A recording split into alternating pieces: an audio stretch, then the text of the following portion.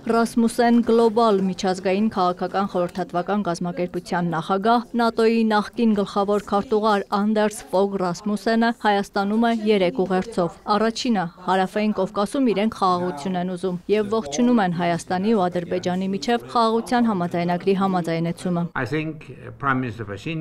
Կարծում եմ վարչապետ Փաշինյանը մեծ խիզախություն է ցուցաբերել համաձայնելով այս փաստաթղթին։ Այժմ գնդակն Ադրբեջանի դաշտում է։ Ուզում եմ, որ Բաքուն հնարավորինս արագ ստորագրի համաձայնագիրը։ Հայաստանը ժողովրդավարական երկիր է, ծիլ է, որն աճում է շատ բարդ հարևանության պայմաններում։ Սա եւս Ռասմուսենի գնահատականն է, ու այդ է պատճառը, որ Եվրոպական միության երկրներից նա ակնկալում է ավելի մեծ աջակցություն Հայաստանի ժողովրդավարությանը։ Երրորդ ուղերձը վերաբերում է Նիկոլ Փաշինյանի նախաձեռնած խաղաղության խաչմերուկ ծրագրին։ Ռասմուսենն օժանդակում է դրան։ Կարծում է ծրագիրը կնպաստի առևտրային եւ բազմակողմանի հարաբերությունների զարգացմանը ամբողջ Կովկասում։ Ահա թե ինչու եմ ակնկալում, որ Եվրամիությունը ֆինանսապես օժանդակի ենթակառուցվածքների կառուցմանը, որովհետև Հայաստանը Թուրքիայի եւ Ադրբեջանի հետ կապելը կնպաստի ոչ միայն խաղաղությանը, այլև տարածաշրջանի բարգավաճմանը։ Բայց որքան էլ Հայաստանի եւ Ադրբեջանի միջև խաղաղության համաձայնագիրն ամբողջությամբ արդեն համաձայնեցված է, Բաքուն շարունակում է կեղծ տեղեկություններ տարածել, թե Հայաստանը խախտում է հրադադարի ռեժիմը։ Ադրբեջանի այդ հռետորաբանությունը Ռասմուսենին մտահոգում է։ Միևնույն ժամանակ նա նշում է տեղեկություն չունի, թե Ադրբեջանը պատրաստվում է ռազմական գործողությունների։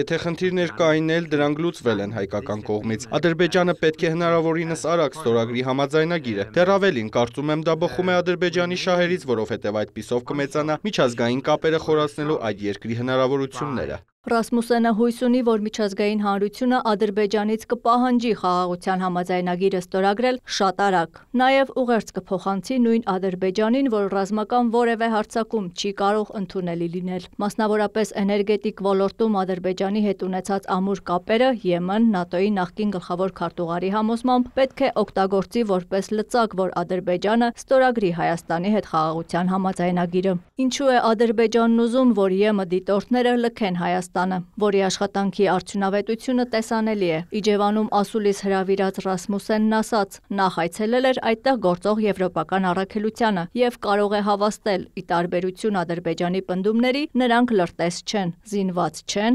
չեզոք են։ Ընդամենը դիտարկում են, թե ինչ է կատարվում սահմանին, բայց Ռասմուսենը նաեւ չի կարծում, թե դիտորդների հեռանալը բացասական հետևանքներ կառաջացնի Հայաստանի համար։ Որովհետև երբ ստորագրվի խաղաղության համաձայնագիրը, դա կնշանակի փոխվստահություն կողմերի միջև։ Սահմանը վերահսկելու համար կլինեն ուրիշ գործիքներ կամ միջոցներ, որոնք թույլ չեն տա խաղաղության համաձայնագրի խախտումներ սահմանին։ Խոսքը երրորդ երկրների ներկայության մասին չէ։ Հիշեցնեմ, որ ԵՄ-ն երկարաձգել է առաքելության մանդատը եւս 2 տարով։ Ադրբեջանում պահվող գերիների վերադարձը նույնպես Ռասմուսենի խոսքով պետք է տեղի ունենա համաձայնագրի ստորագրումից անմիջապես հետո, որովհետև խաղաղության համաձայնագիր նշանակում է, որ բոլոր հարցերը կամ խնդիրները լուծված են։ Իսկ մոտ ապագայում Ադրբեջանը կստորագրի խաղաղության համաձայնագիրը, ՆԱՏՕ-ի նախկին գլխավոր քարտուղարը կռահել չի փորձում, բայց կարծում է Բաքուն նպատակ ունի ձգձգել գործընթացը։ Այդ է վկայում Հայաստանի սահմանադրությունը փոխելու պահանջը։ Ռասմուսենը նշում է, եթե անգամ դա անելու ցանկություն լինի, գործընթացը բարդ է ու ժամանակատար։ Ռասմուսեն գլոբալ միջազգային կազմակերպության նախագահը պատրաստվում է հանդիպել նաև Հայաստանի վարչապետի հետ։ Բացման խոսքում նշեց, իր ղեկավարած կազմակերպությունն օգնում է Հայաստանին կազմակերպել ու բազմազանեցնել միջազգային կապերը։ Հայաստանի վարչապետին Ռասմուսենը մասնավորապես կհարցնի, ինչ կարող են անել իրենք Ադրբեջանին պարտադրելու, որ ստորագրի խաղաղության համաձայնագիրը։ Կհետաքրքրվի նաև, թե ինչպես կարող են աջակցել խաղաղության խաչմերուկ նախաձեռնությանը, որն իր կարծիքով գերազանց ծրագիր է։ Աննա Զախարյան, Դավիթ Մաչկալյան, լուրեր։